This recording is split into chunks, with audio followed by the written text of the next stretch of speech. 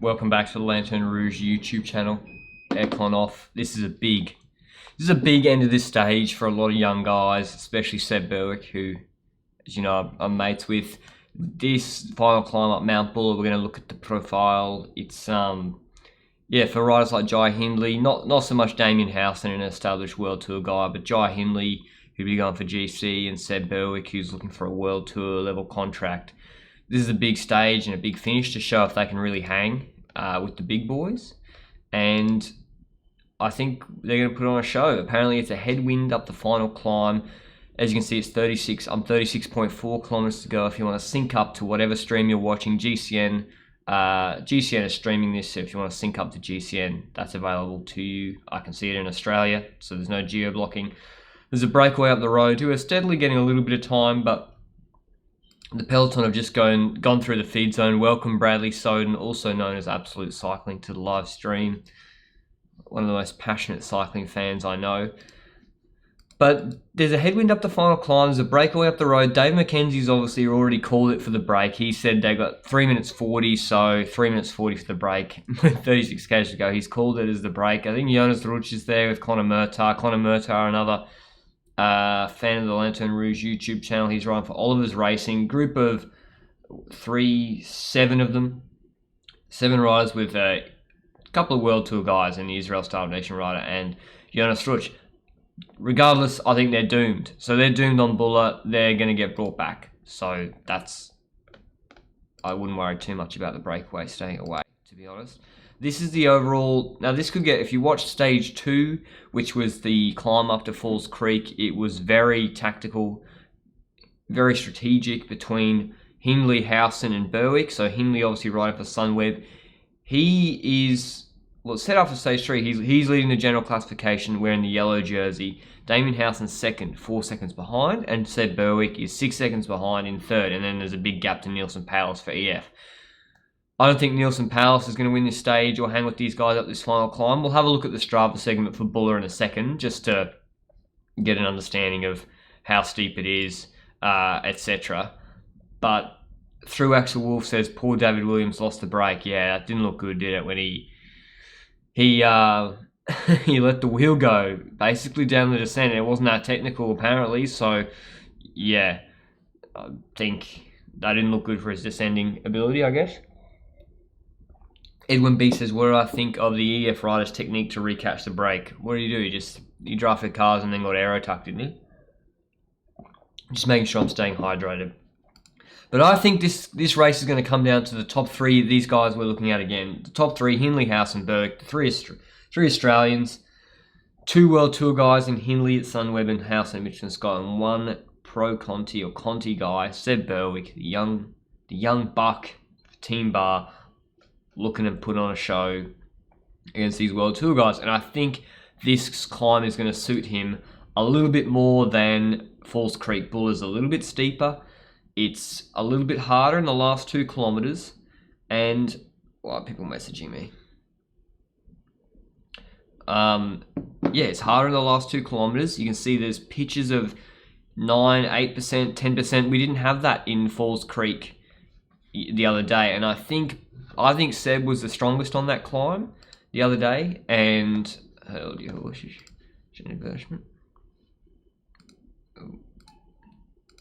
yeah, I think he was the strongest on.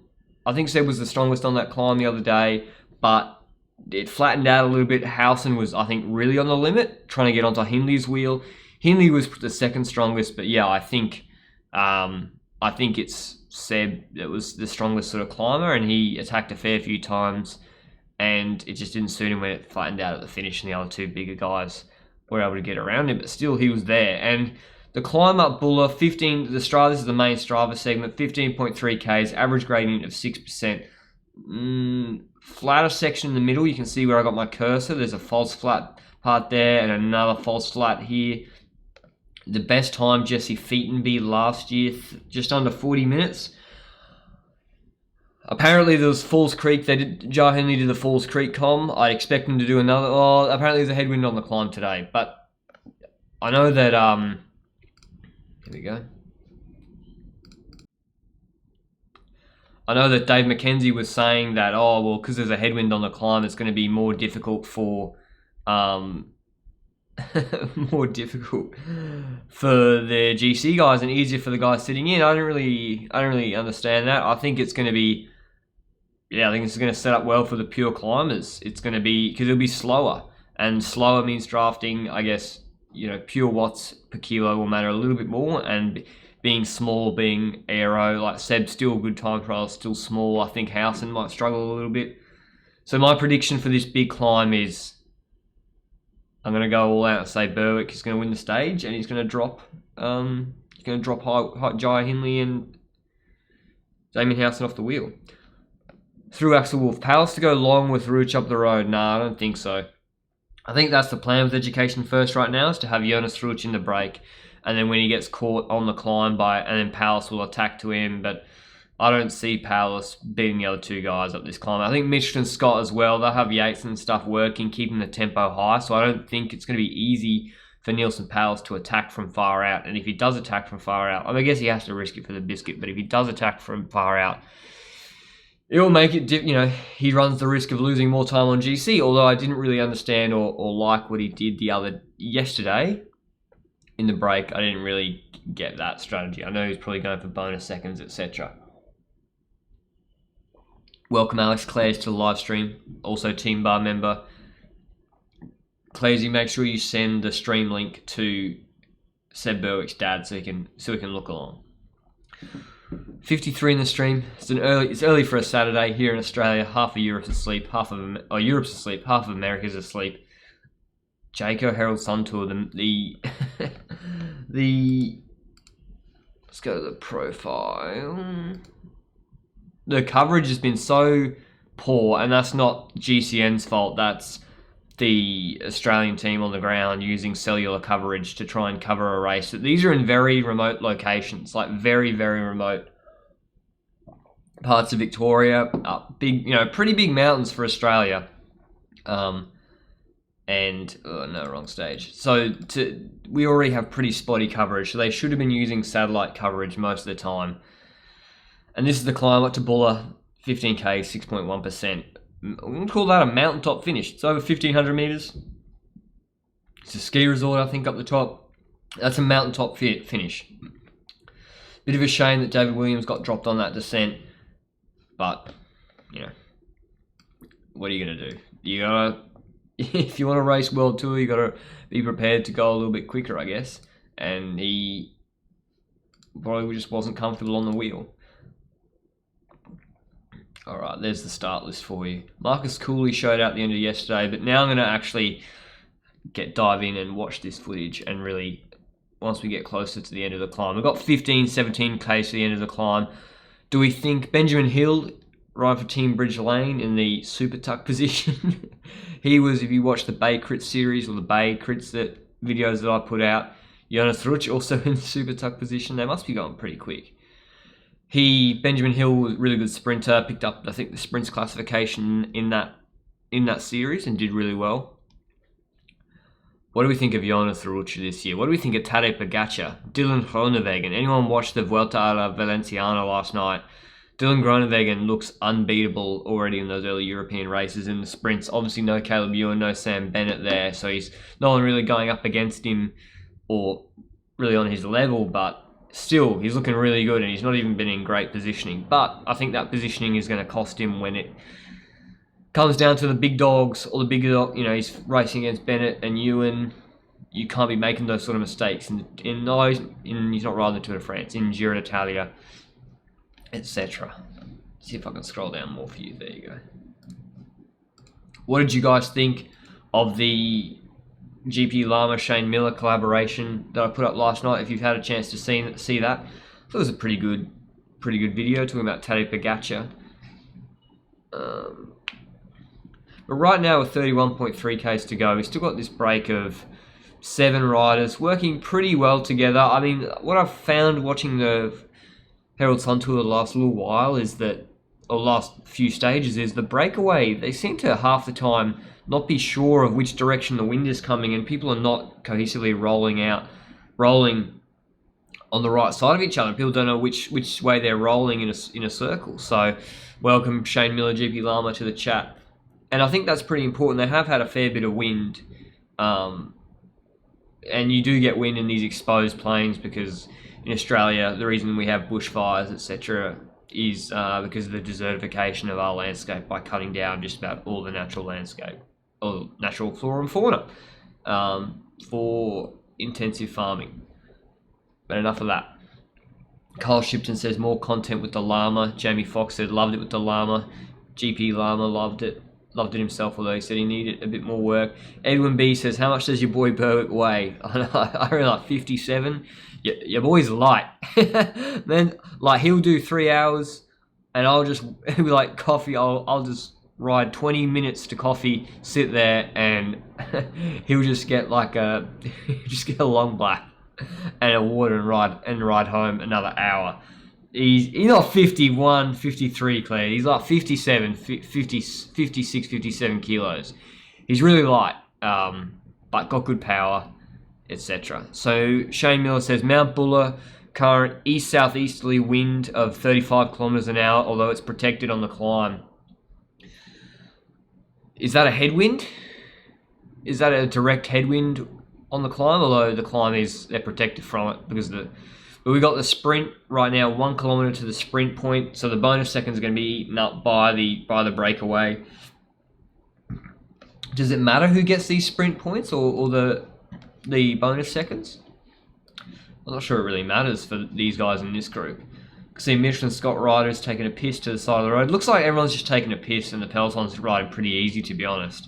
You see as well the way the peloton's bunched up. A lot of these guys are getting a rest down these long sort of country road, false flat downhills and these rolling hills. So I think Seb's gonna be pretty fresh. This suits Seb.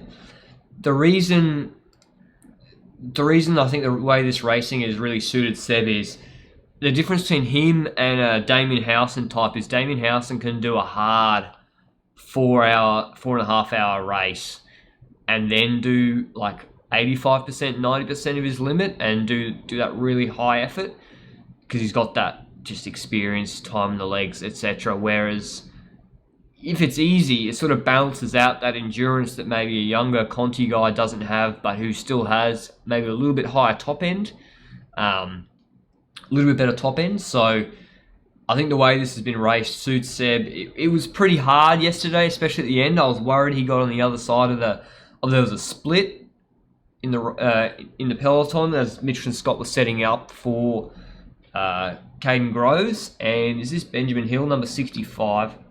Where are we? Yeah, Benjamin Hill, number 65, has gone for the sprint classification, gone for the sprint point, and no one's really contested it. Through Merrijig at 77.5 kilometres into this stage. The sprint 2, taken by Ben Hill. He has just been collecting sprint points all January and February since those Bay crits. Benjamin Neve says, I'm 1 kilometre from the base and headwind is coming in strong gusts. Shane Miller says it gets hard in the last 2 kilometres and that's the north side, so shouldn't be any wind, but there'll be a headwind for some of it, but not a lot of it.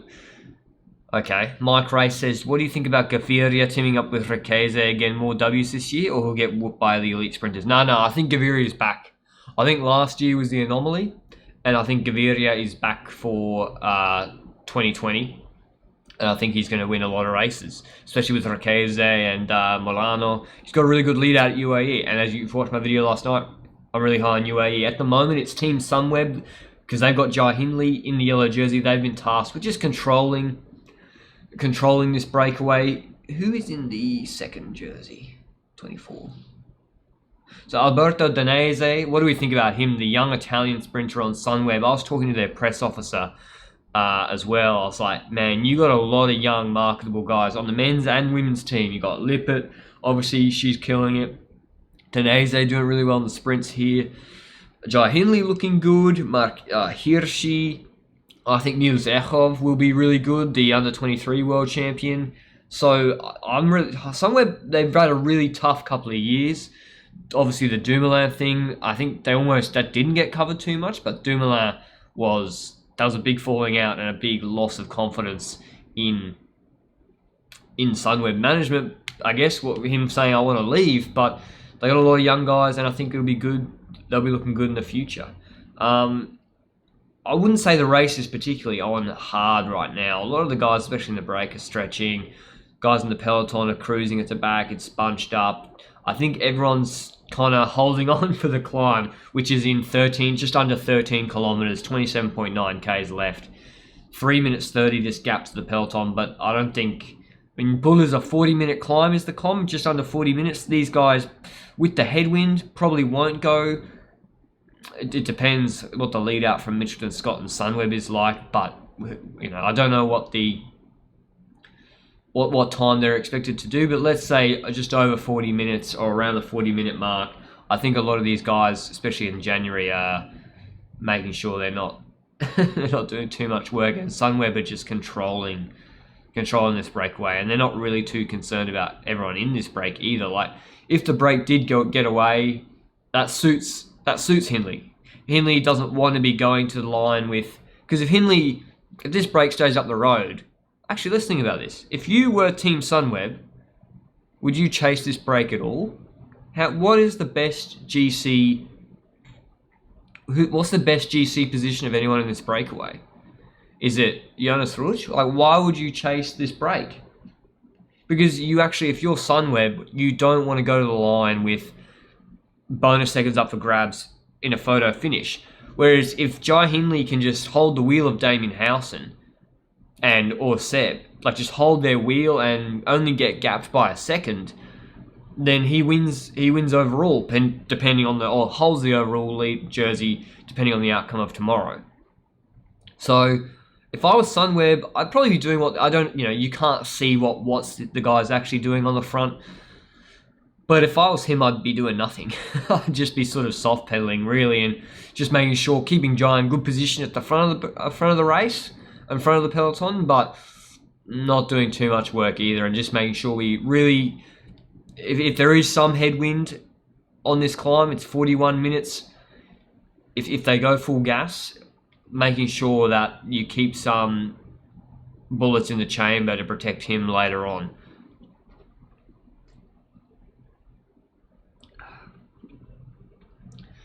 And the peloton are just rolling through that sprint finish now, 3 minutes 30 after Benjamin Hill went through it. And yeah, it's still Sunweb on the front. It looks a little bit more strung out, not as bunched up as it was before, but do you guys disagree with me? I always think, I believe in doing like more extreme things, depending on where, if you actually make a decision that you're not concerned about the break, then you should be more extreme in like really not chasing the break at all and just letting them win. Now, maybe Sunweb also want to get a result for Hindley on the stage. Maybe they're worried that if they don't chase at the front, then Mitchelton Scott will also not do anything and then attack them at the base of the climb. I don't know. But yeah, if I was Sunweb, I would do enough to keep Hindley in position. And other than that, you can see Simon Yates surfing the back of the group. Is Simon Yates sick? Simon Yates is at the back of the peloton.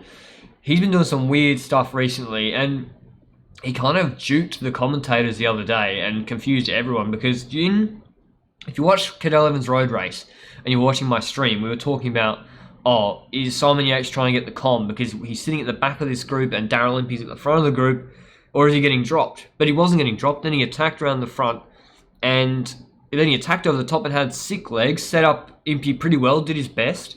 And I think Yates did a pretty good job for Impey on that stage, on that race. And then on Falls Creek, he was doing a similar thing. He was at the back of the group, and I don't want to out him too much, but Seb said he's like, man, I don't know why all these guys getting dropped. This ain't even hard. That's what he said. And Yates was getting dropped at that point. So yeah, maybe he's sick. Maybe he's he's at the end of a training block and his fitness or whatever is not great. But the cameras are on him right now. We're 10.7 kilometers to the start of this climb, and I don't think he's in great shape or in great condition. Now, maybe he just went back to get a bit on and talk to the car, and he's going to just gradually move his way up, which he seems to be doing now, on maybe some downhill sections without expending too much energy. But I don't expect to see Yates doing too much on the climb today based on how he performed at Falls Creek and I guess where he is at this point in the season. Do we expect any of the Conti guys? Obviously, I got coffee with Jay Vine a couple of weeks ago, and this was the stage he was preparing for. And he said to me, he's like, "Yeah, Buller is what I'm looking at. You know, really hitting. That's one of his targets." Hold on, is this Yonex team? They run a Yonex frame, as in like the tennis brand, have bikes. That's crazy. What team is that? The Yonex bikes. They look sick. I don't know why Simon Yates isn't in great shape. That is Simon Yates, right? He's just pretty inconsistent. You know, go from welter. Last year, I think he had a really good year, but you never know what you're going to get with him. The same sort of with Adam Yates as well. So yeah, do we expect Jay Vine or Seb Berwick, or is it going to be a world tour guy going up this climb? Let's have a look at who are the favourites. Hindley, Howson, Lockie Morton, maybe. Although I just don't know why he grinds such a big gear. Seb Berwick on St George. Jay Vine on Nero, maybe. Chris Miller. Is Chris Miller going to take out this stage, gap the peloton by 4 minutes, take GC overall, and get that sweet YouTube content? And I think, now I'm surprised right now that Yates, we're on that, remember how I just said 2 minutes ago, I was like, Simon Yates, maybe he's just trying to be really efficient, and, you know, if I was him, I'd be trying to be moving up on those downhills where everyone stops pedaling and go around the side of riders and not have to really expend any extra energy, but he wasn't moving up there. So I don't know what's happening with Simon Yates right now. And the break is, so Jonas Rouge looks pretty cooked to me. You look at his body language, the break is 3 minutes 30, 3 minutes 28 ahead, but 24.4 kilometers to go. Jonas Rouge's head and body language looks kind of cooked. I don't think he's going to be, this is the problem, right? So like I've spoken about the strategy a fair bit as well. It's a classic strategy. In Movistar, I've done it with riders like Marc Soler, for Quintana and Valverde. You put the rider in the brake, right? And as I just said that, Jonas Rouge just pulled a big turn and then put everyone in the bin. But you put the rider in the brake so that on the climb, then Quintana can attack across, and then Marc Soler. This is the problem with this breakaway, though. No one's pulling through over the top of Aiden Tuvey, it looks like, or Benjamin Hill, whoever's on the front. So he's just doing his turn, and then it's up to Jonas Rouge to pull again. So this break is doomed. But then if they get onto the climb and they don't, like, if it's Kwiatkowski and Marc Soler, they're so good that they can rest and wait for you and also have something to give later. Whereas if a rider's not on that level and they've been cooking out in the break all day, and Jonas Rouge has been having to do a lion's share of the work. Murtaugh's sitting on right now, so we actually now have a break of 3. No, Murtaugh's not pulling turns anymore, I don't think. Or is that Angus Lyons? Sorry, Connor. It's not you. I apologise. I think it's... Or is it... It says 101, but he's got a 7 on his back. Is it Connor Murtaugh or Angus Lyons?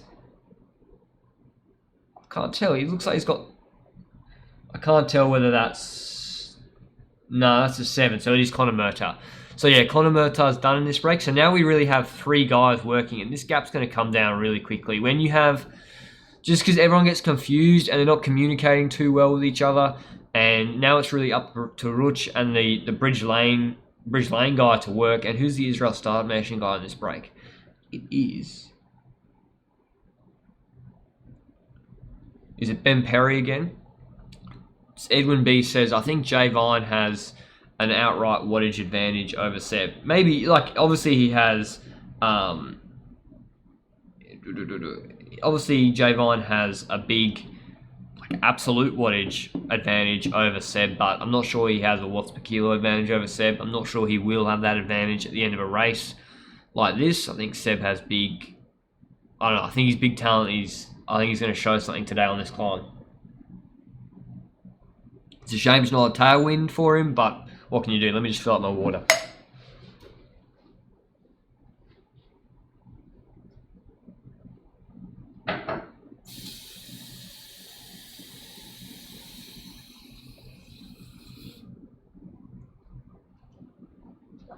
Oh. It is Ben Perry, the Canadian. That's good. I'm glad he got a World Tour contract, Ben Perry. You know, what do you guys think of my Comme des Garçons shirt from VBUC? I think it's pretty funny. And so just looking at. So I'm just scanning the peloton, trying to see where everyone is. It does look like Sunweb's at the front again. Olivers are moving over to the left-hand side. I'm not really sure what they're doing. St George are in good position, and it's benefited St George not having to do too much work to protect a jersey. They don't have to, like, if they're not used to having the firepower like Mitchell and Scott and Sunweb do right now, to like really ride hard. Like if St George were having to chase back this break, right? Because Seb was in the jersey, just by having 2 seconds ahead of the guys behind him, then he'd be then exposed on the climb. Whereas Sunweb are having to do that work, Mission Scott are having to do that work. And I think I'm gonna write a long. If you want to join the channel membership, these are the type of articles I'm gonna write, because I'm sort of inspired by the GP Llama DC. Oh, thank you. Adventures on a $700 hardtail. Thanks for the $20 donation. Yeah, boy. Thanks for your support, especially you, Adventures on a $700 hardtail. You, big supporter of the channel. I really appreciate it. I really appreciate, you know, even though like this is in the Tour de France, we're going to have a lot more people in the stream. We had 800 in the stream the other day, but I don't care. Even if I've streamed to 5 people, like we got 80 in the stream, we're going to have more later when we're on the climb. Just, it doesn't seem like a lot of people, but to me, imagine if there were 80 people in my house, in my small flat right now, and I was talking to them. That's still a lot of people, and I'd probably get nervous speaking to 80 people in person like that. But I think it's really good. I don't know, I just really enjoy doing these alternative commentaries and having this communication and dialogue with you guys. Jose RR says, Hey, Panita Paon de Vos. I don't know what language that is. If you want to see the race at GCN Racing or Fox Sports if you're in Australia, or maybe KO, Shane Miller, this is the biggest concern in Australia right now, is Eurosport just got canned off our cable television, and Eurosport has all the cycling races. So how am I going to watch professional cycling? I can't just rely on GCN Racing live streams. I mean, I hope they get all the rights to everything, because I think it's the future. I'm not sure, like, I hope it makes, like, economic sense for them to have the live streaming rights. But how am I in Australia? How are we in Australia going to watch races? Does KO cable streaming package have all the races? Welcome Simon, muting GCN and hanging out here. But anyway, what I was saying before, I want to write some longer form articles if you want to join channel membership that are more in the nature of really looking at why, if you have the yellow jersey, do you have to ride to protect the yellow jersey? Now, if you say when Rowan Dennis, oh no, maybe they cut out the footage. They've gone back to Matt Keenan and Dave McKenzie. I don't want to show you that. Let me get that out of here.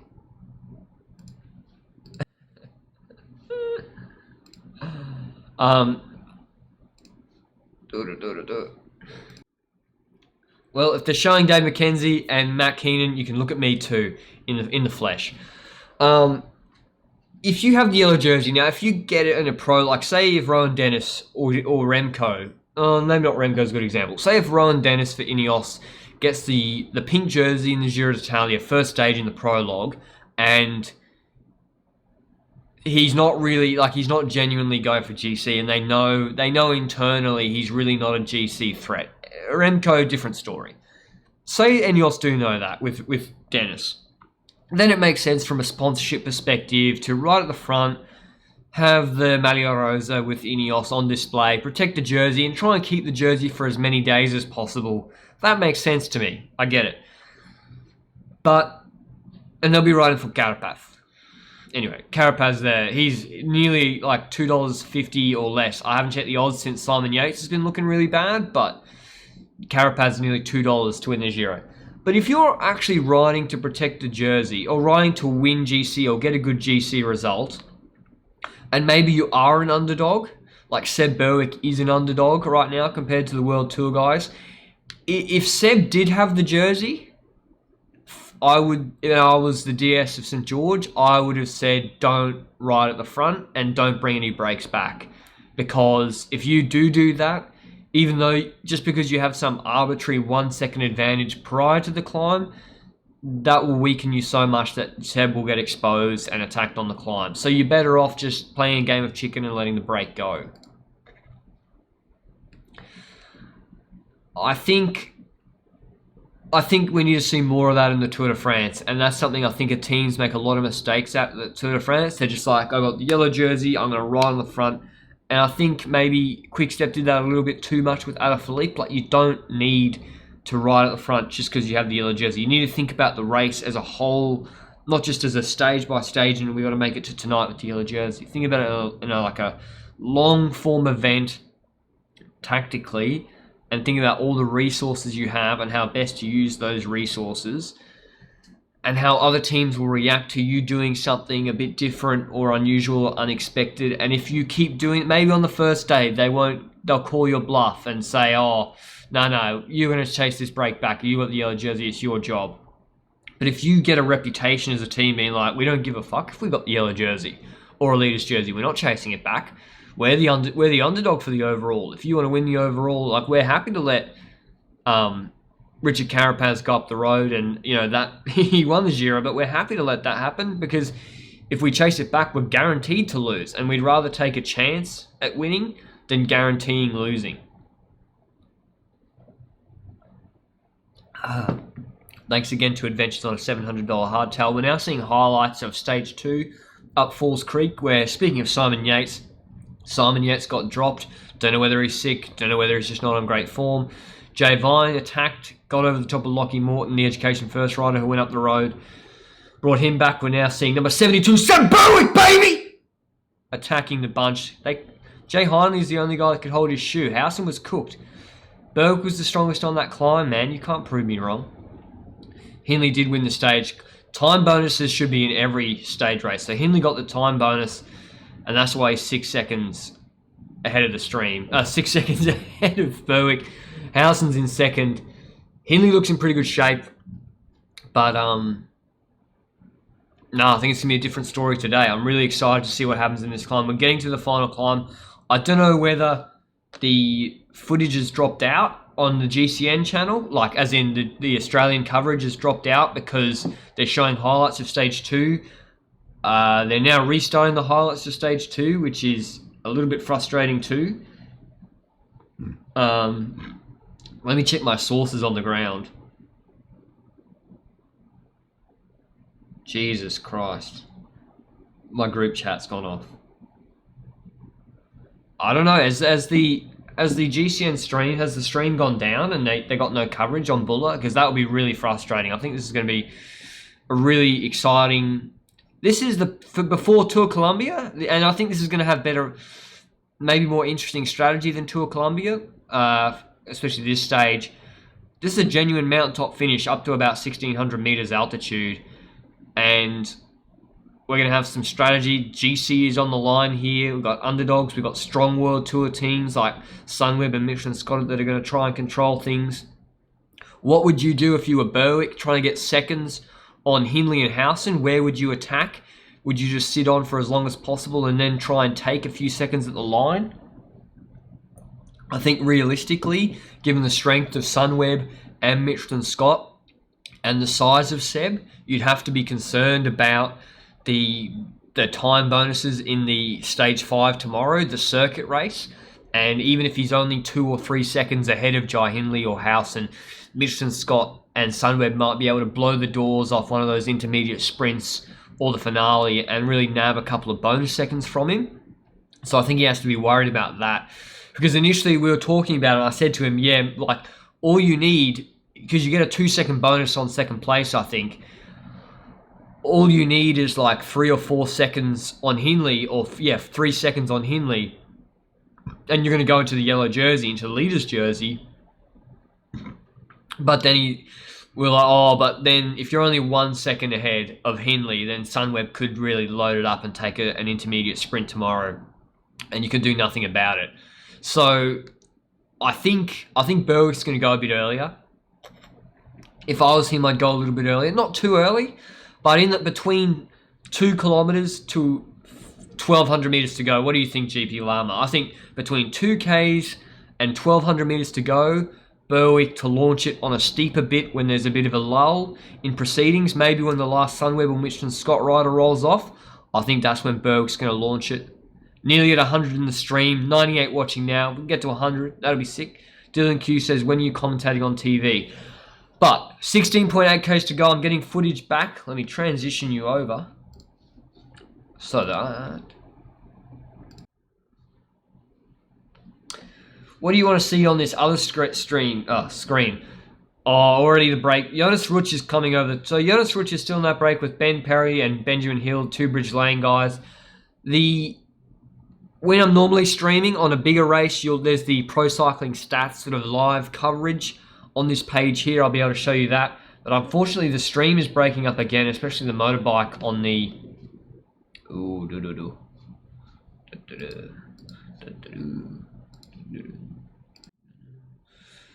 especially the motorbike on the front group. But Murtaugh's gone. Jonas Rouge is doing a lot of work. He seems to be riding pretty inefficient. Through axle. Shane Miller says 2K to go. It gets hard. Adam Heller in the coverage is back. Sort of it's back. Benjamin Neve. Headwind is not letting up. Okay. Benjamin Neve, I believe, is at the base of this climb, probably around this area. We're now getting to the base of the climb in about 1.2 kilometers. Edwin B. If Jay pulls back time today, he could be a proper threat to Seb tomorrow because he can handle himself in a crit. I'm not sure if that's a joke or not. Is that a joke? I'm not being mean or anything, but I'm not sure if you heard what happened in Brisbane the other day. Through Axel Wolf, with a strong headwind, this will suit Hindley, to be honest. Yeah, probably. And Hindley is the favourite. Like, Jai Hindley is the favourite. He's got the teammates around him. He looked better. He looked in much better shape than Howson, and he was the one closing the gaps to Berwick and others on Falls Creek and doing most of the work. So Hindley is the favourite. The peloton is 3 minutes behind the breakaway right now in a 40-minute climb. Jeremy W says, can't see you here in Philadelphia. Matthew K says, Jonas Rouge looks good for such a tall guy in general. Yeah, he looks like he's going to be a really good rider, a really good classics guy as well. Just looks like a really strong all-around rider. Let me just fill up my water stein.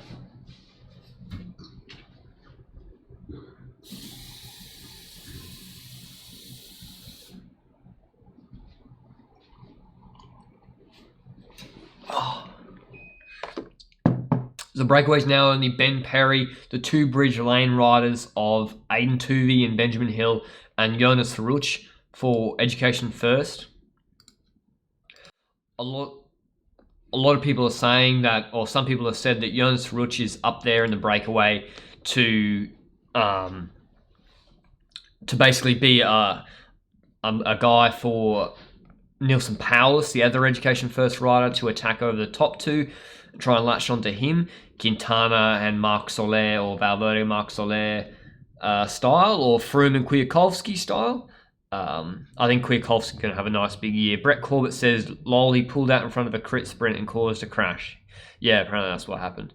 Benjamin Neve says, break is coming past us right now. Let's see if we can see, will you be on TV, Benjamin Neve? We've got 15.2 Ks to go. It looks like the climb has started pretty much to me.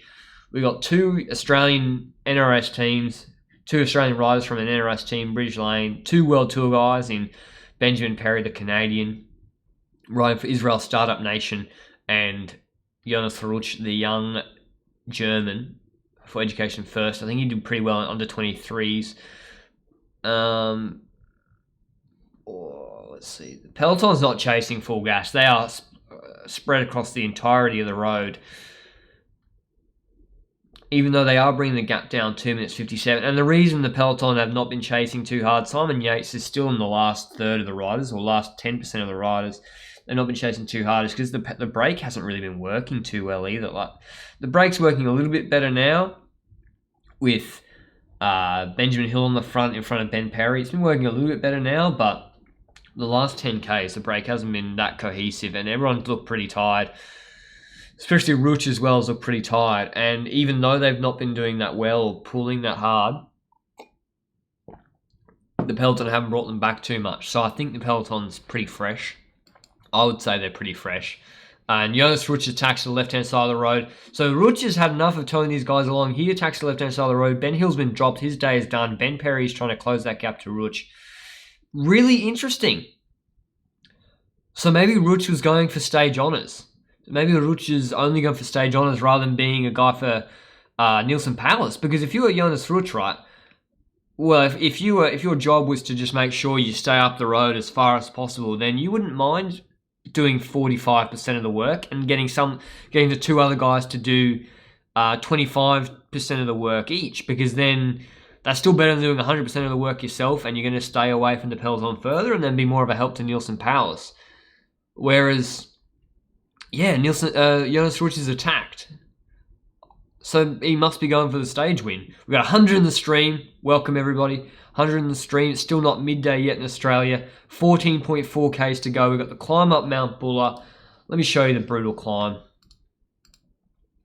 15.3 Ks, 6%. Where are you on this list, GP Llama? Where are you on the comm list? What's your best time? 40-minute climb. They'll probably do it 41 minutes today because it's a headwind. Matthew K says Jonas Rouge is 2 minutes 32 down. Yeah, but he's not going to keep a gap of 33 minutes to. Who just got dropped? Was that Chris Miller? This is where, oh man, we're on Buller. I'm G'd up. This looks like a hard climb. People getting shelled already. Dylan Q, is the peloton going to catch them? Yes. Sunweb rider, man, everyone's getting spat out the back. I need that motorbike. There's no motorbike at the front. I need the motorbike at the front to see who is driving this pace right now, because people are dropping like flies off the back of this Buller climb. And even though it's a headwind, it's going to be hard. And maybe they're going to be, even if it will be 2 minutes slower than comm time, if you're isolated, if you drop off the back and you're isolated and you're having to ride into a headwind up this climb, you're going to be cooked. I think it's Sunweb or Mitchell and Scott on the front. I can't tell exactly. The motorbikes aren't able to go around them. We're going to do a Kickstarter next year, as they're showing Matt Keenan and Dave McKenzie again. Kickstarter next year. Get GP Llama and Lanterne Rouge in a mini drone over the Herald Sun Tour, covering the race live. I'm sure we got the tech to be able to do that. I'm sure you guys would like to watch that. I think it'd be pretty funny, or pretty good. Shane Miller, I had the Buffalo and Hotham descent comm for a while. Strava don't like those. Yes, I don't know why you can't have descent comms on Strava. And now you can see the hairpins on Buller. Beautiful climb. It's still looking green despite the drought. I'm not sure. The bushfires mustn't have come through this section on Buller, because all the trees are still there and looking green. Benjamin Neve says Sunweb was driving the front. Couldn't see the race number though. So they're controlling the pace, driving it for Jai Hindley. I think that really suits Seb. I think that way he's less likely to get isolated. I think he wants the pace to be kept really high, and he gets the same benefits sitting on as Jai Hindley will do. Because that's the thing, and that's what we've seen a lot.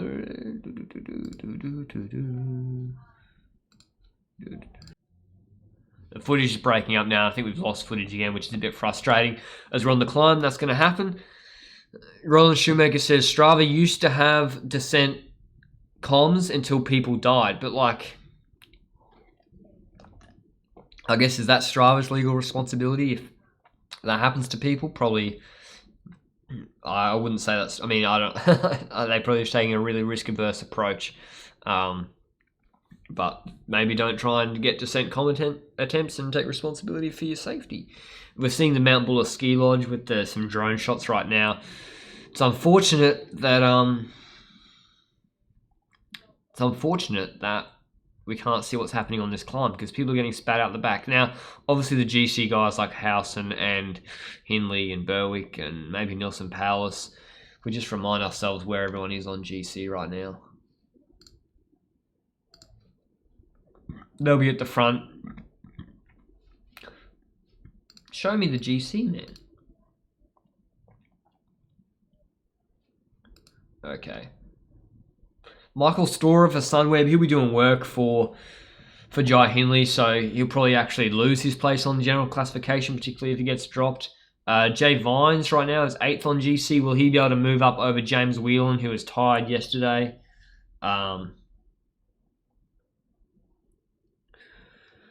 Nielsen Powers, 23 seconds behind. Will he have to attack from far out? I think it's going to be the top three. I think it's going to be Hindley, Howson, and Berwick again, and Powers is going to get dropped in the last 1,500 metres to 2 kilometres, and he won't be able to hang with these dudes. I think that's what's going to happen. But right now, we still got no coverage, unfortunately. Oh, why can't they use a drone? Use a live drone, use a satellite, use whatever. And this isn't GCN's fault, but it's just whoever's in charge of covering this race. It's so frustrating. Like, just when the action is heating up and it's getting exciting, yeah, it it cuts out. We've got nothing to talk about. And comment in the live chat, who do you think, if they show the stage 2 highlights, man, who do you think is going to win this stage? Who do you think is going to win GC? Do you think it's going to get decided tomorrow in the live chat before the climb, before it all gets mixed up? Who do you think is going to win? What do you think is going to happen? I've already said a couple of times what I think is going to happen. I think Berwick will be able to. He'll be able to put some separation into Hindley. Whether he'll hold it, I'm not sure. I hope he does. But let me just check Twitter and stuff and see what's happening. Because this is ridiculous. This is so frustrating. Got Brad Soden putting me in the story. Just got so much going on at the moment. It's ridiculous. People texting me about horses, Discord. If you want to join channel membership so I can quit my job. If you want to join channel membership, that would be greatly appreciated. Jake H, can't wait for the stage 2 highlights. Yeah, I love just watching stage 2 highlights over and over again. Brett Corbett, who are the Aussie young guns to jump on the hype train super early with? Jay Hindley, Caden Groves, Seb Berwick. I already was on the Caden Groves hype train. Caden Groves looking really good. And those Chinese races that he did pretty well at, they are a good like feeder races. Look at Sergio Aguita. So I think Jai Hindley, Caden Groves, Seb Berwick, I'm really excited about as the young guys. Caden Groves actually did well in that under-23 World Championships road race. Was he in the final group or was he in the second group on the road? He did really well, definitely a top 15 finish, I think. But right now, I don't know what Keenan and Mackenzie are saying, or Pat Shaw in the car. Pat Shaw's probably saying the breakaway is going to stay away. I don't know, they're probably like 11 kilometres left in the climb, 12 kilometres left in the climb.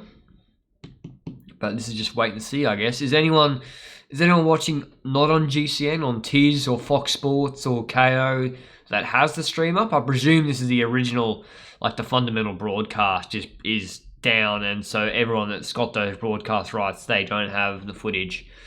And now they're showing Lucy Kennedy at Michelin Wines Estate. I reckon it's more frustrating when they show this stuff. I mean, congrats to Lucy Kennedy, won the Falls Creek stage, and she's another Brisbane rider, really strong rider, did a really good job in Giro Rosa last year, riding as well for Annemiek van Vleuten. She's got like every quam, like climbing quam in Brisbane just about. But I don't want to watch this right now. I want to watch stage 4, them going full gas up Mount Buller. Through Axel Wolf, Tiz is just embedding GCN stream. Is Tiz legit? Is Tiz paid or is it just like a bootleg stream? Copy Stacker, Caden Groves is the man to watch in the next few years. Sharpie, Eurosport in the UK is down too. Okay, so it's the origin footage is down. I actually think more people, when the footage is down, come across and watch this stream because something is happening, I guess. Maybe I'll have... What else am I doing today? Today I'm starting up another YouTube channel with an Instagram influencer, completely unrelated to the Lanterne Rouge, etc. Starting that up separately. So taking those Instagram influencers, I'm saying, you want to make some cash? You want to make some more money? Nah, that'll be good. So I will probably share that when that does get going. So Roland Shoemaker says it's extremely bootleg. Jesus, mostly just restreaming Eurosport. How do they not get taken down? How are they able to do that? Cycling broadcast rights is super weird. Matt Keenan must be so pissed right now. He's sitting in a car park or something.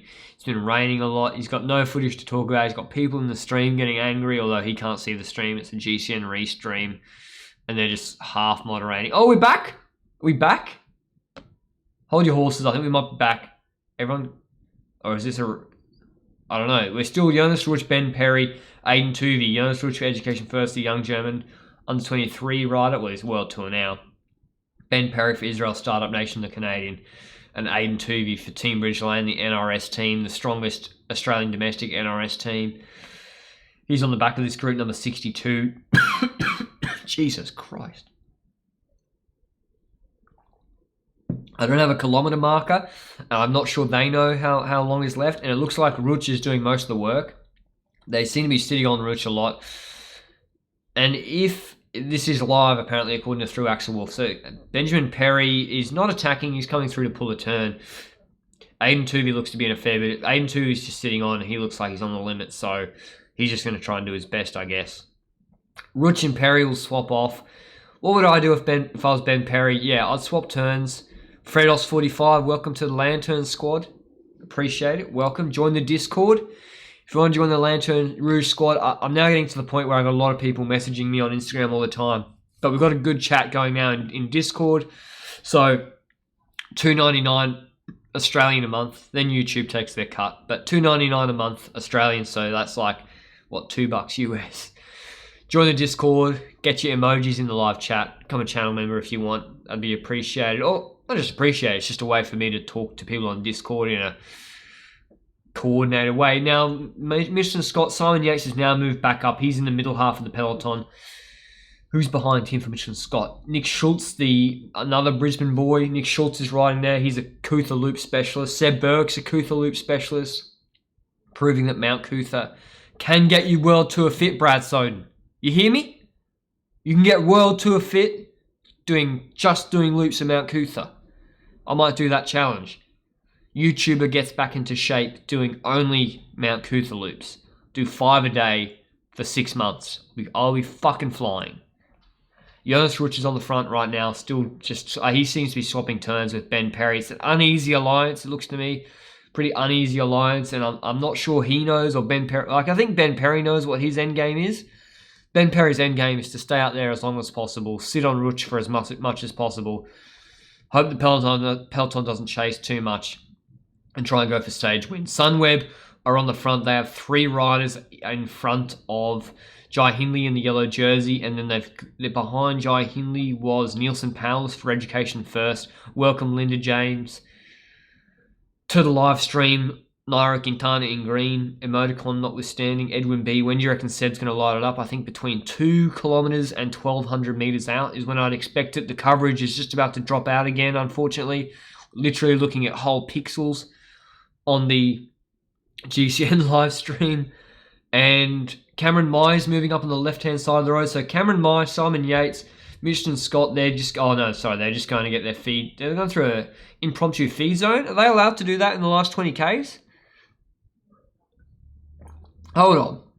It's 10.1 Ks to go. Jesus Christ. We now got time gaps. 10 Ks to go. 1 minute 46 from the peloton to the breakaway. They've brought that back by a minute and 25 seconds. A minute and 15 seconds in the time that the live coverage was down. And I was talking to you. So, Rouge's not going to move up on GC. He's 2 minutes 32 behind Jai Hindley. Benjamin Hill's sitting on. And Ben Perry and Rouge, they do seem to be pulling turns now and working together with each other.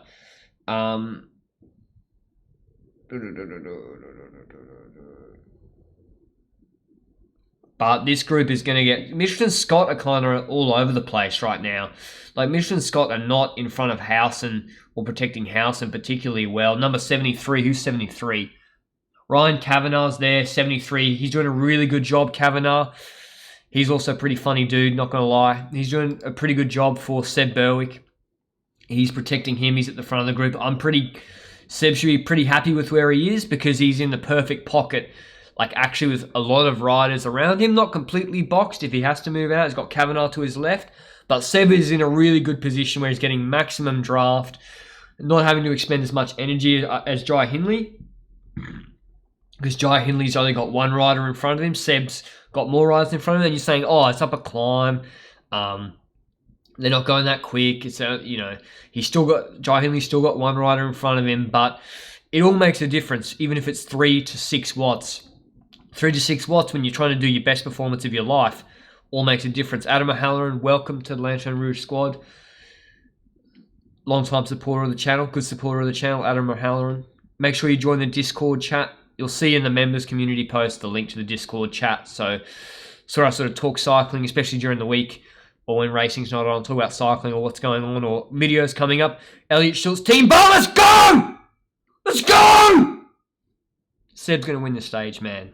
I'm pretty G'd up. He's in a good place. He's got a good position. He's got good legs, man. Oh, last 2K. Last 1,200 meters. That's when he's going to launch it, and I think I might have a heart attack. And I think I might. I need music or something. I'm pretty G'd up.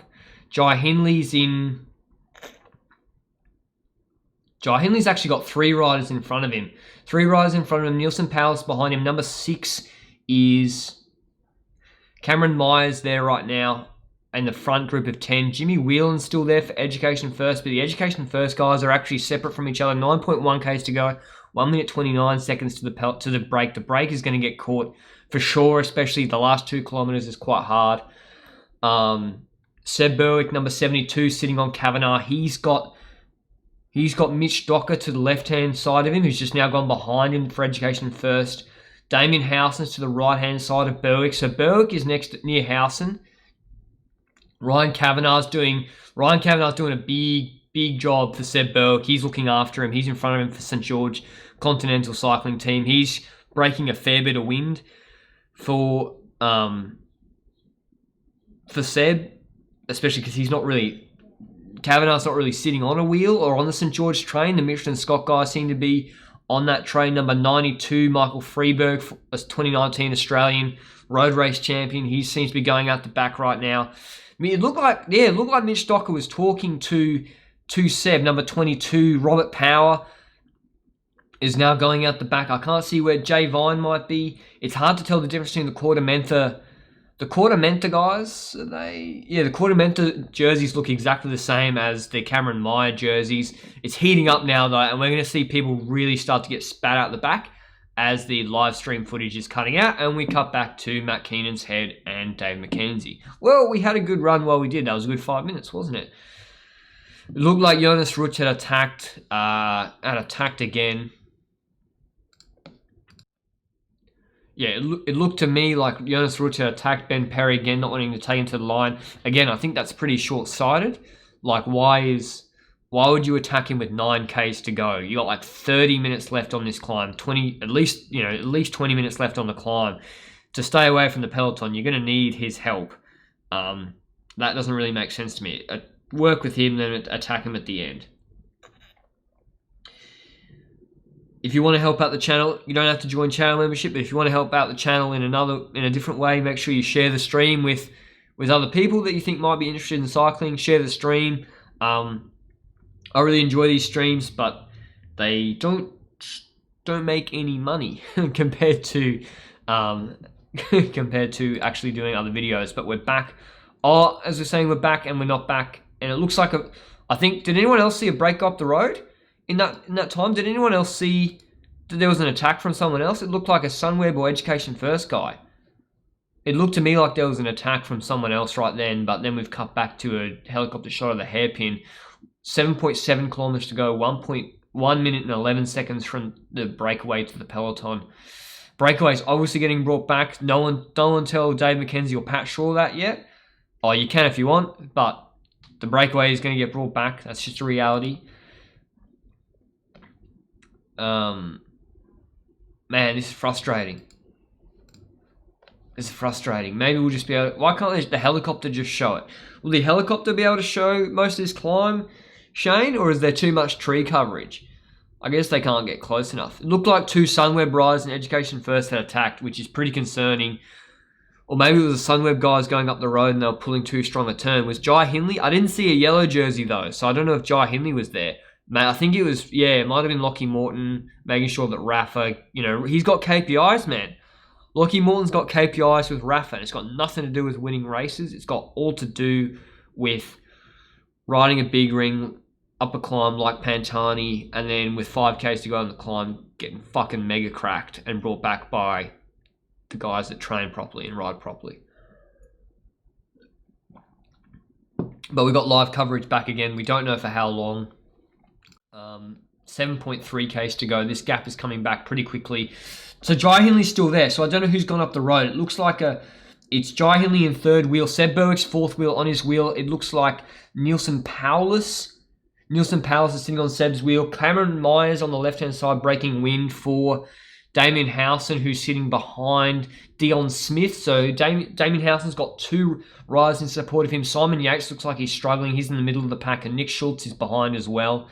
So it's two Sunweb riders for Jai Hindley. Look at these hairpins. I mean, this is a pretty cool shot. If we actually had interspersed it with footage, is this the hairpins they're going to be going up Mount Buller?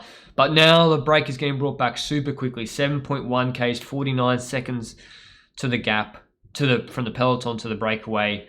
We've still got probably 20 minutes of this climb. We've been streaming for I don't know how long, but I'm getting really excited. The coverage goes out again. Hopefully we'll get better coverage at the end. Who would have thought? Who would have thought that in Australia, in remote locations like Mount Buller, that using cellular coverage to live broadcast a race, you might run into some difficulties. But yeah, that's where we're at right now, unfortunately. 6.9 Ks to go, 43 seconds. This breakaway is going to get brought back, I think, with about 5 Ks to go, 4.5 Ks to go, and then it's going to be on for young and old. Let's cut back to the Lanterne Rouge. If I'm looking at Dave McKenzie and Matt Keenan, you see that back there? We've got the interview couch. We're ready for interviews. When Seb Berwick, when they can't hold his shoe up this climb, and I know that's going to happen, they're not going to hold his shoe up this climb.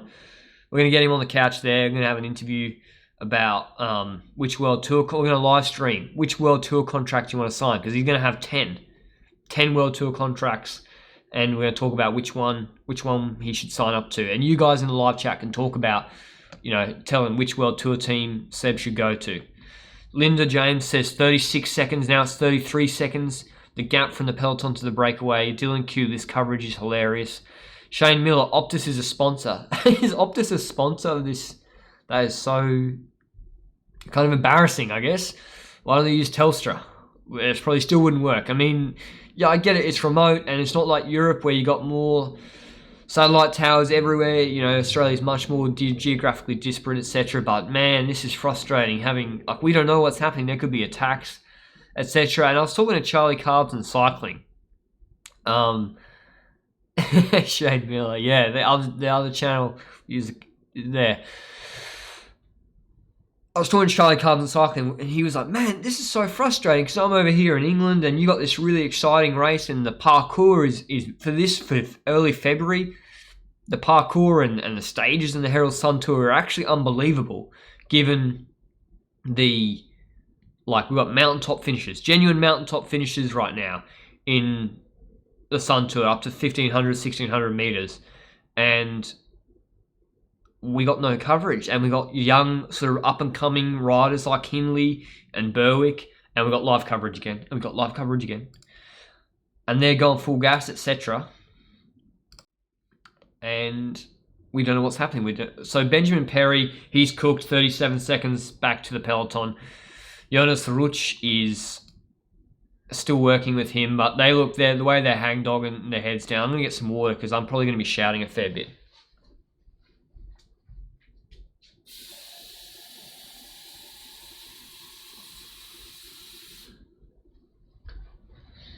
.8 goes to go, but I don't know why they're. Is Ben Perry not happy about? What is Ben Perry not happy about? Fucking Jonas Rouge has been doing most of the work. Ben Perry should be grateful to Jonas Rouge, although Rouge has kept attacking him, I guess. But yeah, okay. Now we've got live images back to the peloton. I can see Sunweb still on the front. Jai Hindley third wheel. Nielsen Powers is sitting on Jai Hindley's wheel. Seb Berwick is trying to Seb Berwick and Nielsen Powers are both trying to surf onto Hindley's wheel. Seb's not getting a great sit right now. His teammate Ryan Kavanagh. Whoa. Is my live stream? Hold on. My stream quality is still good. Looks like Ryan Kavanagh has dropped out. But he did a big job for Seb, keeping him in contention up to 6K. So great job, Ryan Kavanagh, Sunny Coast rider. I'm not sure I should share what his Strava is because he has it anonymous. But fuck, he's got some hot times off some bergs on the Sunny Coast, man. Hot times, uphill and downhill. Pat Shaw right now, I can't listen. I don't have the stream. I can't listen to the GCN commentary or it's actually the Jayco Herald Tour commentary. I'm sure Pat Shaw right now is saying that the breakaway still has a chance. Yeah, I think he might say the breakaway still has a chance. They got 27 seconds on the peloton. Avoice Deetha, you said, now even no coverage of Lanterne Rouge, but my stream quality seems to be all right. So maybe that's on your end. Edwin B says Perry isn't a factor. I don't know why I wouldn't be happy. We've got 5Ks to go. The speed they're going, probably going to do it under 30Ks an hour because the headwind, and it gets harder at the end. Try to do some maths. What is it? What do you think, Shane? Like 13 to 15 minutes left right now? So if they're going 13 minutes would be like 23Ks an hour, 24Ks an hour. I think, yeah, 13 to 16 minutes left right now with the headwind and it getting steeper at the end. 5Ks to go. It's still Perry. We're now seeing side of the road footage, which is okay if they've got this set up, but Perry's still with Rouge, and it looks like Rouge is completely cooked. He's been working. He did most of the work, and he had a mechanical when he was in the breakaway as well. Had to come back himself. This is a beautiful climb. These roads in Australia, beautiful climb, beautiful roads, tree coverage. It usually is good air quality before there's, generally there's not if there's not bushfire stuff, like the air quality in Australia in these alpine regions, generally really good. Great place to train, although I think for amateurs, Adelaide probably a bit better to train because you can still get a 20-minute interval in. Pros, going full gas, maybe prefer the Victorian high country, which sort of more closely replicates the... Like, this is a beautiful climb. Like, this could be in Europe somewhere, and this is why... As Josh Christie just said, it's a shame that we're not really getting the coverage to broadcast. Like, from my perspective, it's a shame that we can't say, look, we can have a proper European-style race in Australia if this got more popular in however many years. We've got climbs up to 1,600 metres, the long 15-kilometre, 6% climbs with hard climbs at the end. We've got... we've got steeper climbs than this in the Victorian high country. I think you could have a proper 3-week. You could have a proper 3-week stage race in Australia in the Victorian region. But yeah, that's the problem. There's no real... There probably wouldn't really be many fans on the side of the road. Or maybe they would look at Adelaide, but Adelaide is great because it's so centrally low. Like, everything centers around the Hilton Hotel and they stay in the same hotel. Everything goes out of Adelaide.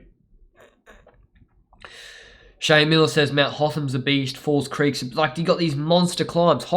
Is Hotham the one that's kind of like a sparse landscape as well? Yeah.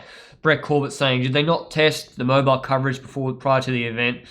Adam O'Halloran saying, even if they did, would it help? Yeah, you're both probably right. Did they test it? But even if they did, probably wouldn't have made a difference. They probably need to be using satellite coverage. As Bradley Soden, aka Absolute Cycling, aka self-appointed king of Team Bar, says they should be using satellite coverage. We have live coverage again.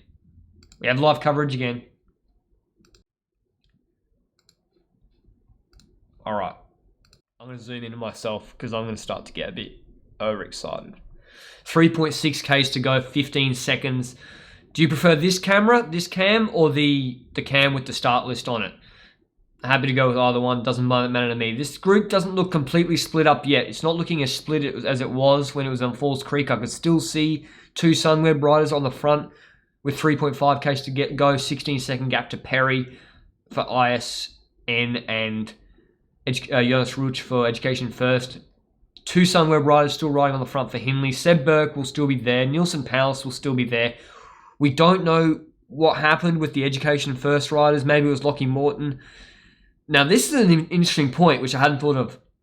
If Lockie Morton's trying to hit his RAFA KPI to go on a break, a suicide break up the road and ride 60 cadence in the big ring so the cameras get the side-on shot of the System 6 aero bike that weighs 9 kilos up a mountaintop finish. If he does that, but no one sees it because there's no coverage, does he still get the KPI bonus? Now that's the real tea. I don't know. GP Lama says if you look at Google Maps traffic up to Mount Buller, it looks like hold on. Here we go.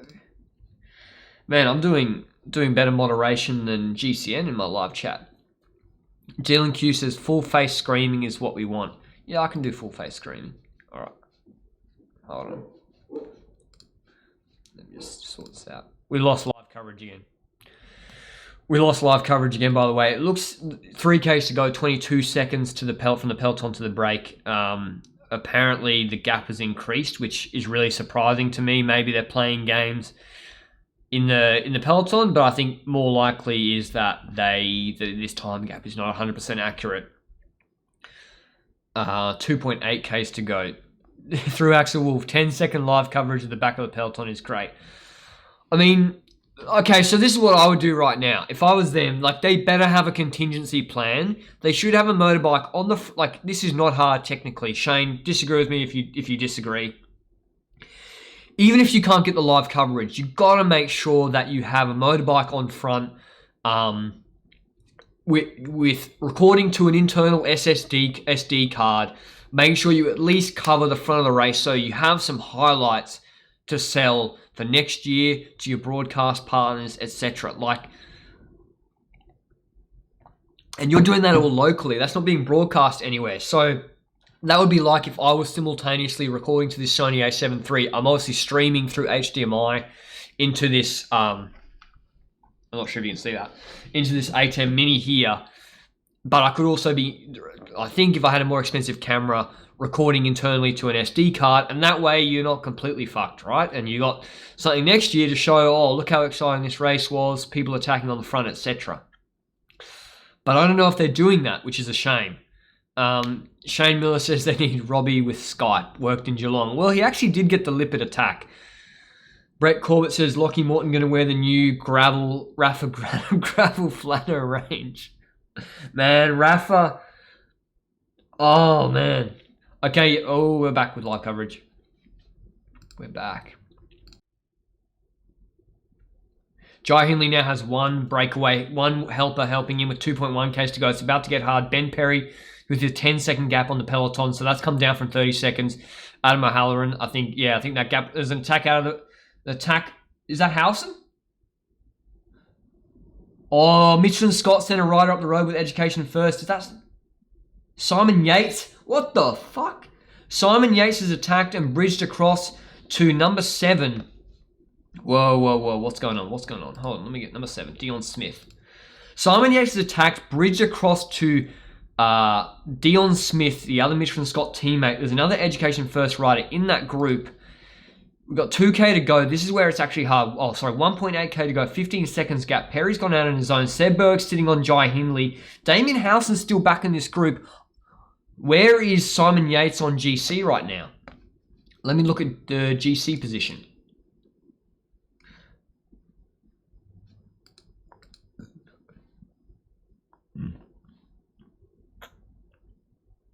Nowhere. Simon Yates is nowhere on GC. Are they just going up the road so that Howson can bridge across to them?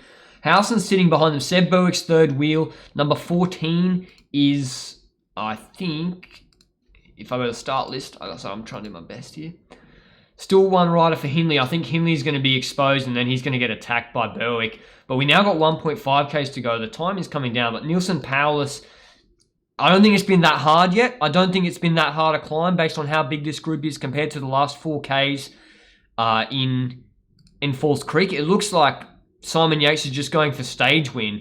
It's going to get quite hard now, though. 1,400 meters left. Berwick is in such a good position. Simon Yates is 100% going to win this stage. So Simon Yates, I was talking all that shit, saying, what is he doing? Is he sick? Simon Yates is going to win the stage.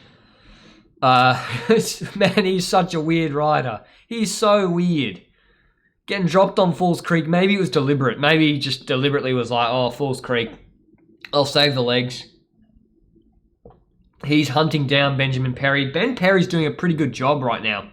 And maybe if they'd worked cohesively, he would have been able to win the stage. But Simon Yates is 100% going to win this stage. So the stage win's over. So I want to see what is happening in the peloton, because they're really, if Ben Perry stays away, we need the time bonuses for Seb Berwick if he can beat Jai Hindley or whatever to the line. But with 1K to go, it actually looks like a decent gap that Ben Perry's holding, but you can see through this hairpin how steep it is. Like, it's getting really steep, but Ben Perry actually looks in really good shape. He's showing out really well. Oh no, it's James Pickley. Jesus, sorry. James Pickley, my bad. I just assumed it was Ben Perry. I wasn't reading the chat. So Ben Perry's obviously been dropped. Number 23 for Sunweb is Michael Storer. He's done a really good job for Hindley. Seb Berwick's attacked to the right hand side. Let's go! Let's go! They can't close them down yet, and Storer's not been able to close it down. Hindley's trying to come off the wheel of Storer right now, close Seb down through the steep bit. Hindley's trying to bring it back, but man, he's going to be cooked. But Hindley, he's brought it back. Hindley's brought it back. Who's on his wheel? It looks like a Sapura rider on his wheel. Seb's closed that gap really quickly to Dion Smith, I think it was. Hindley's going to counterattack over him, though, maybe. Oh, I don't know if Hindley's going to sit on him or not. Ooh, man. So those three have gone up the road. Damien Howson's been dropped. We knew Howson's going to get dropped. Seb's going to get second on GC at a minimum. Where's the World Tour contract? Fucking send it to me directly. Send it to me directly. Into the Gmail. It's on the account description. It's going to cost you, though. You can't hold his shoe, Jai Hindley. I don't know if... Hindley's looking pretty good, but man, Seb is going fucking full gas. 500 meters left. He's caught up to Pickley. Can he catch up to Yates? What Seb and I discussed was, even if Hindley closes the gap to you, it doesn't matter.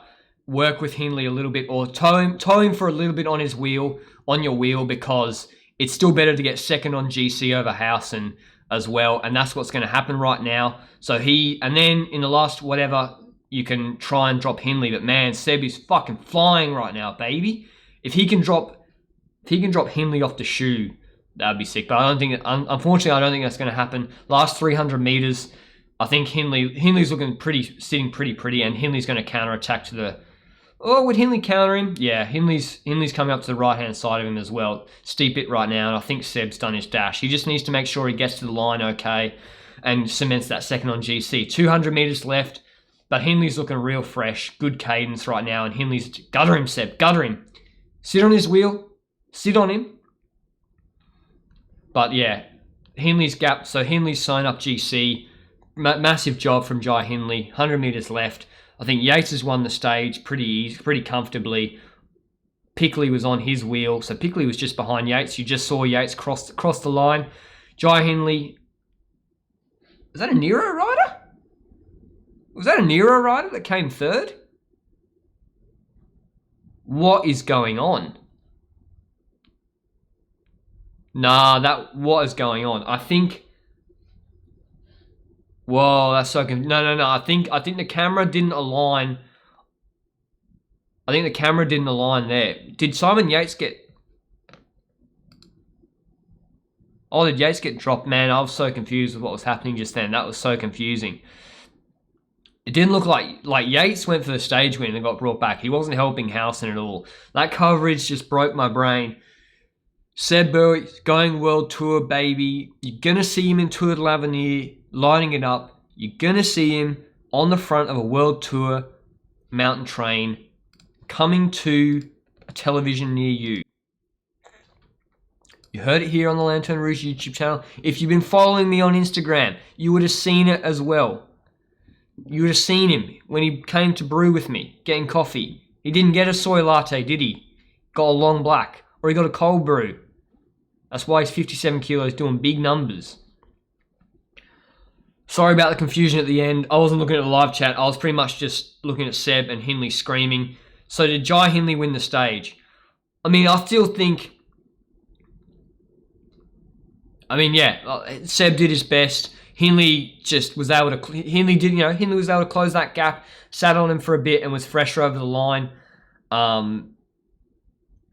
Seb's second on the stage at Bulla. Assuming that Hindley's the guy that won the stage. Yeah, Hindley won the stage. Looks like Hindley then will pretty much have GC showing up. F's in the chat for the Lanterne Rouge OG sub. We're talking 3-year subscriber. First 50 subs, Seb Berwick.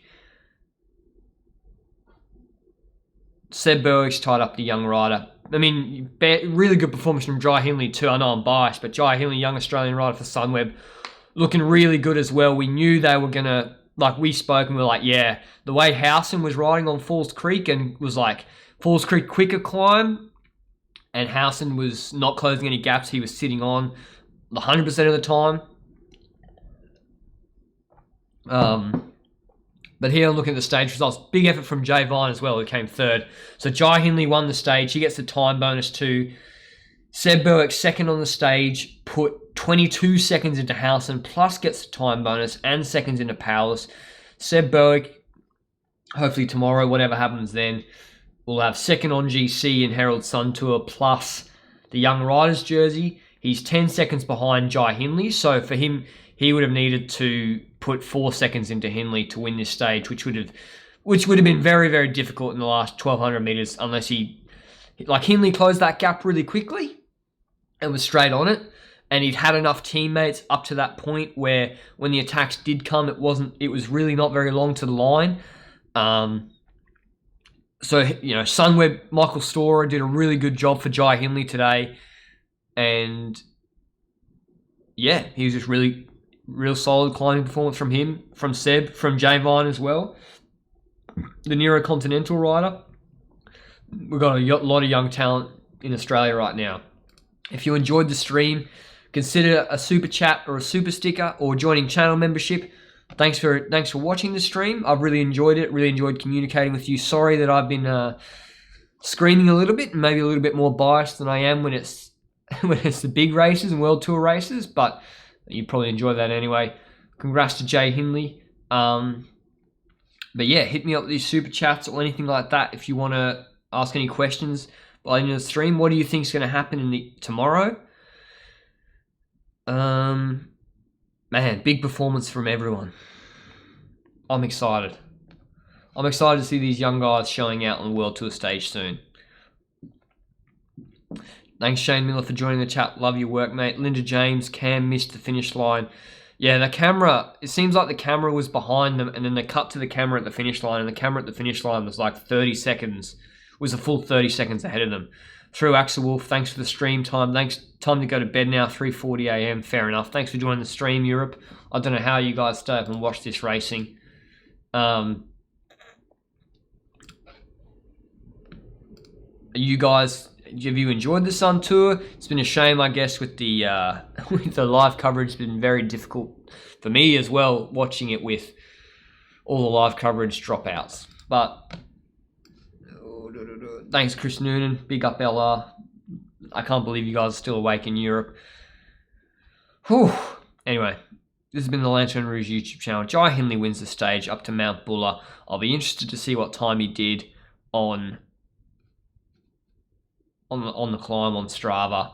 Big performance from Seb Burke, young St George guy, getting second on the stage. Looks like he's sewn up second on GC as well, and the young rider jersey. Linda James, are you on tomorrow? I'll probably do the last hour tomorrow as well.